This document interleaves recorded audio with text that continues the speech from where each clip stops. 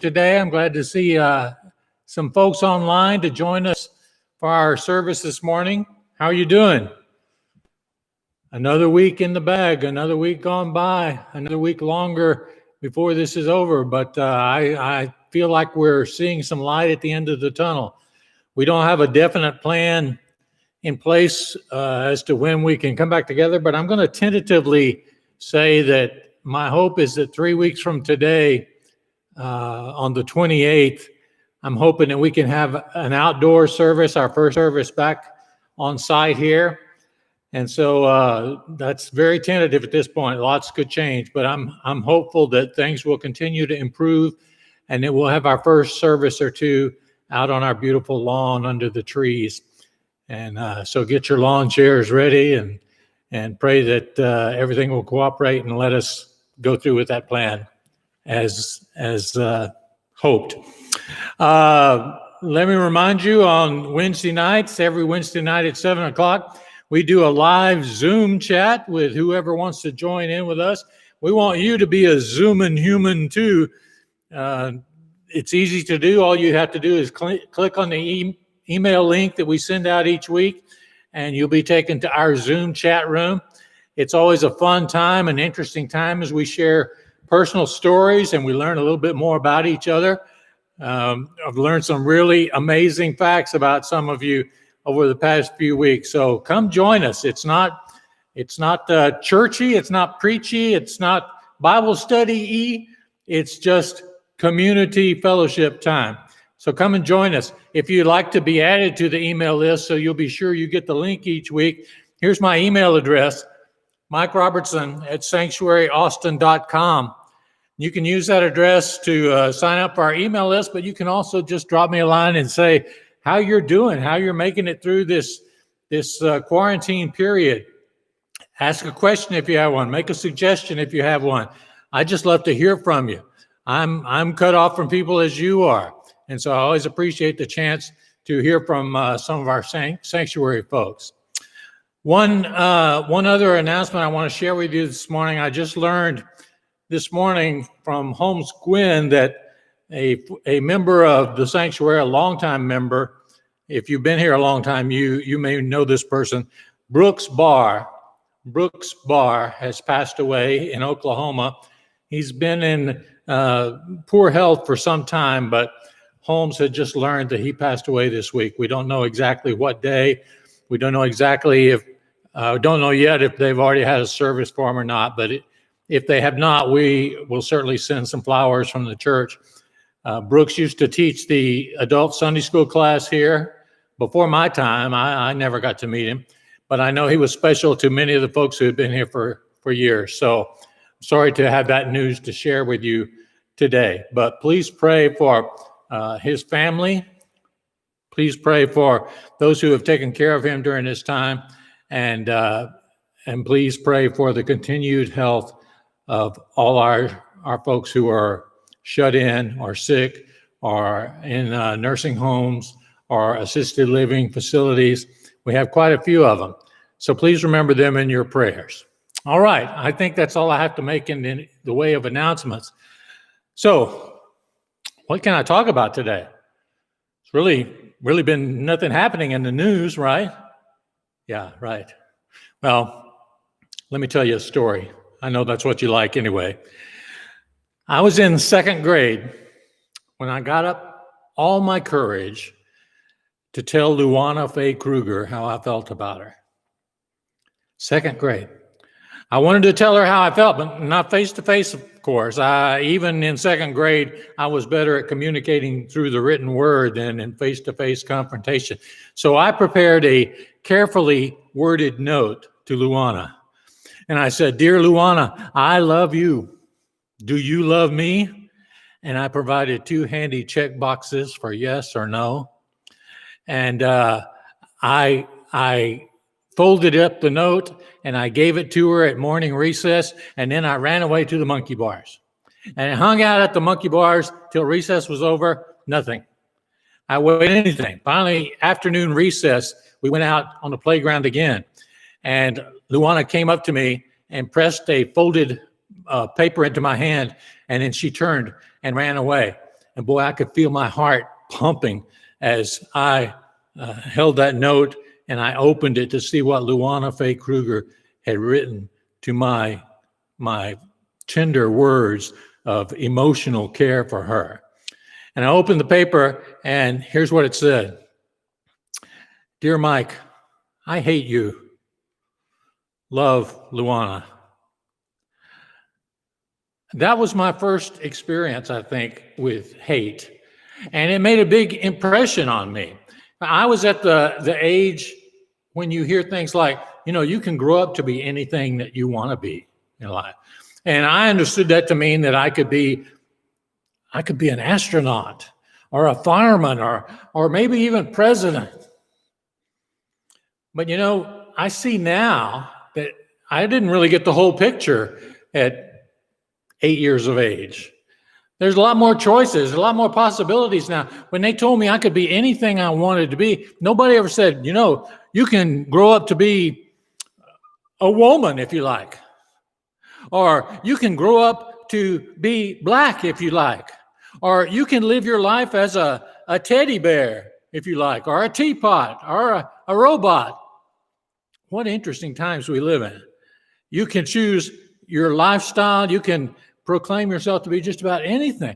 But certainly, way back then, nobody ever said to me, you can grow up and spend your whole life saying, I hate you, to a big, big group of people. See, that's what I want to talk about today.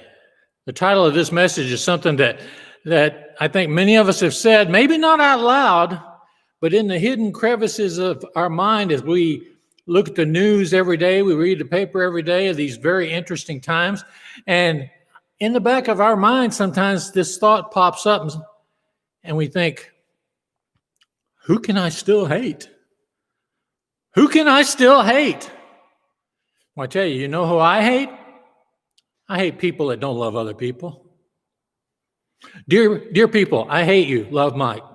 That's as sensible as that thought gets, I guess. But it seems like we have some deep-seated kind of need to hate somebody. We need to feel superior to somebody. Surely everybody's not on the same level. Surely I'm better than someone. Who is it so I can look down on them? And those hatreds, those decisions change over time. I remember as a kid watching old Bugs Bunny cartoons from the World War II era, and they had these horrible, incredible caricatures of Japanese people and German people because they were the enemy. And therefore, it was okay to hate them, to look down on them, to make them less than us. An outside enemy can make us forget how much we hate each other. You remember in the weeks right after 9/11, even Republicans and Democrats forgot to hate each other for a little while. Didn't last very long, certainly isn't lasting now. But we change over time the things we hate, but it seems like we always got to have somebody to hate. You know what feeds hate? Fear. Fear and ignorance. And I don't mean ignorance as in stupidity.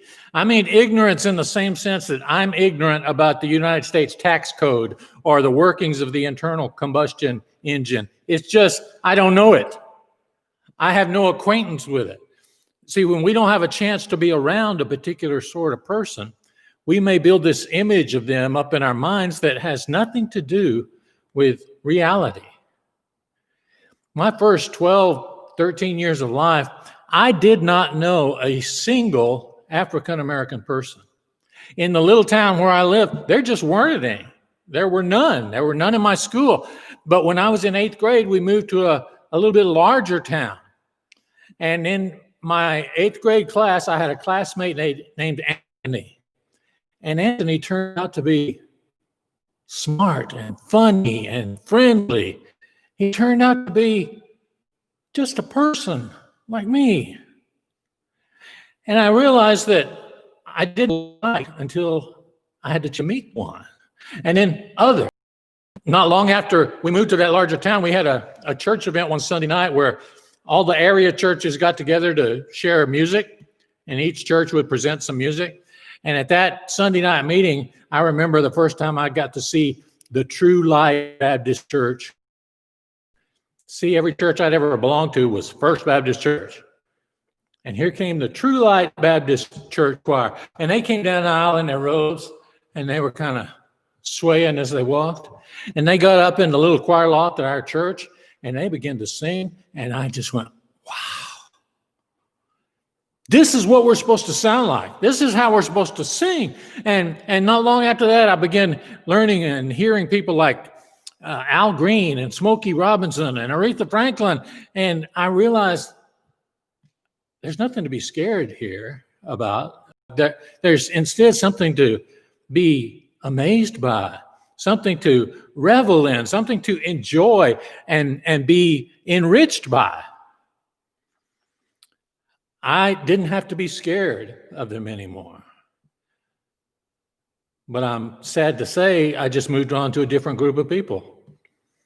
See, not only did I not know any black people up until I was 12 or 13, I didn't know any gay people.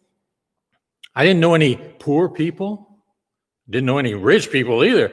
But when you don't know people in a particular group, I didn't know any atheists.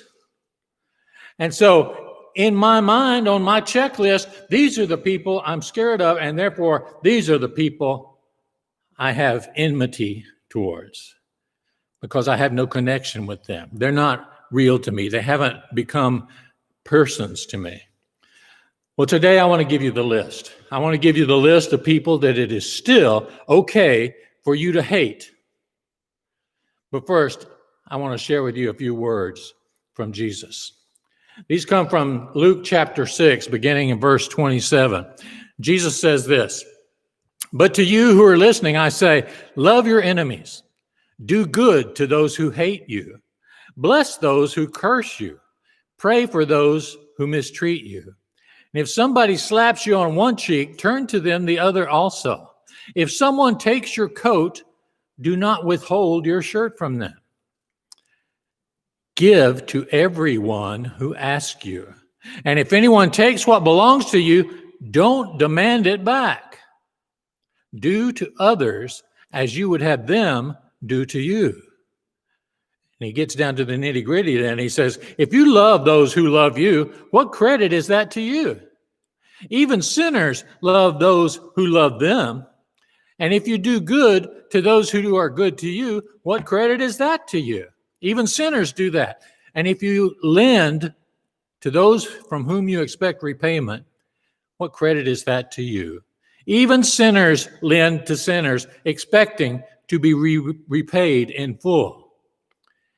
And then he goes on and says, but love your enemies. Do good to them. Lend them money without expecting to get anything back. Then your reward will be great, and you will be children of the Most High, because he is kind to the ungrateful and the wicked. And he finishes up this thought by saying, be merciful, just as your Father is merciful. That sounds good. Don't judge, and you will not be judged. Oh, that sounds good, not being judged. Do not condemn, and you will not be condemned. I don't want to be condemned. Forgive, and you will be forgiven. Okay, I want to be forgiven. Give, and it will be given to you. Now, what I have just read to you, that's 11 verses. Just 11 verses. You could tear that page out of your Bible. You could fold it up and carry it in your wallet or in your pocket every day. You could spend the rest of your life doing just what those 11 verses say, and you would be one of the most wonderful people who ever lived. Because according to Jesus, not according to Mike, according to Jesus, who can you hate? Nobody. Nobody. If you call yourself a follower of Jesus Christ, hating is not an option. If you only love the people who are just like you, that's not enough. Everybody loves people who are like themselves, but Jesus takes it so much further than that. He says, don't just love the people who disagree with you. That would be a good start. Don't just love the people who disagree with you. Love the one who attacks you. Love the one who steals from you. Love the one who borrows money and never pays it back. Hating for a Christian is not an option. And you need to choose which you're going to be, a hater or a Christ follower, because you can't be both. A hater or a Christ follower. You can't follow somebody from a mile away and he's going this way and you're going this way, and every step you take, leads you further and further from the person you claim to be following. You have to be on the same path. You have to follow in his steps. You have to emulate him. He has to be your leader and your role model. Our world is full of so much hate today. Every day we hear about unspeakable atrocities that are committed, and often in the name of God. A couple of years ago, we were in Israel, and we went in this old church that purports to be built on the site where Jesus fed the multitudes with the little boy's lunch of 2 fish and 5 loaves of bread. And there's a mosaic in the floor of this church. It's on the screen behind me. Mosaic has been there for hundreds and hundreds and hundreds of years. And I thought it was so amazing to see. And just a few weeks after we were there, I saw in the news that this church, somebody had tried to burn it down. Somebody had vandalized it. They had spray painted anti-Semitic remarks on the walls, and they had tried to destroy things, just wanton destruction. And I thought, how can there be so much hate for this? How can there be this much evil in the world? It's hard to think of anything more evil or hateful than the story from a couple of years ago. You probably remember when a man went to a church prayer meeting service, and he sat in the service for an hour and then pulled out a gun and began shooting people. That's evil. That's hate. But much to the surprise of the news media who covered that story, that church in Charleston did something really amazing. They reacted by following in the footsteps of Jesus. They reacted in a Christ-like manner. People joined together regardless of their race or religious differences, and they prayed and they worshiped God, and they even forgave the person who brought hate into their little church. Hate is powerful, extremely powerful, but love can conquer hate. Please note that Jesus didn't say that everything would be wonderful if we love others. You only have to look at a few examples throughout history to find what happens to people who try to love everyone. For me, the most moving part of Dr. King's famous I Have a Dream speech, where he talks about, I've been to the mountaintop, I've seen the other side. The most moving part to me is when he says he doesn't know what's going to happen. He says, I've seen the promised land, but I may not get there with you. And he said, but I don't mind. I don't mind dying. Wow. See, hate is not worth living for. And hate is certainly not worth dying for. But love is worth doing both. Love is worth living for, and love is worth dying for. And we've had a few people throughout history who have modeled that so beautifully, beginning with Jesus himself. Jesus promises that our reward in heaven will be great if we love other people. Not some of them, not selected ones, not the ones that we feel closest to, but if we just love people, our reward will be great. You know, not all my prayers get the answer I wish for. Preachers don't have a special hotline that God says, okay, we'll do that. Hold on. I remember hearing my father, who was a preacher for 60 years, I heard him deliver a series of messages about Jesus' commandment to love each other. And I heard him do this series sink into my head that I needed to do that. I decided finally to pray and ask God to help me learn how to love other people. And wouldn't you know it, that is the prayer that God decided to answer. Not the one where I would be rich and famous and on the cover of magazines and a best-selling author. No, that's not the prayer God decided to answer. He decided to answer the one, help me learn how to love people. I'm not completely free of hate, though. I've come a long way, but I'm not completely free of hate. There are some things I still hate in the world. For one, I hate what the world thinks Christianity is like, because they see so little of it in action. They have a very skewed picture. I hate how we have besmirched the name of Jesus by using it to justify our own prejudices and hate. Anybody who says, Jesus told me to hate you, is a liar.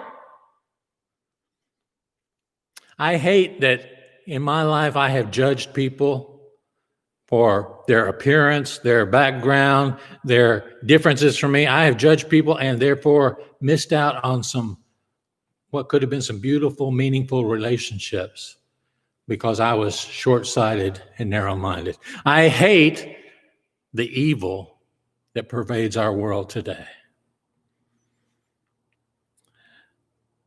But I'm trying really hard not to hate people.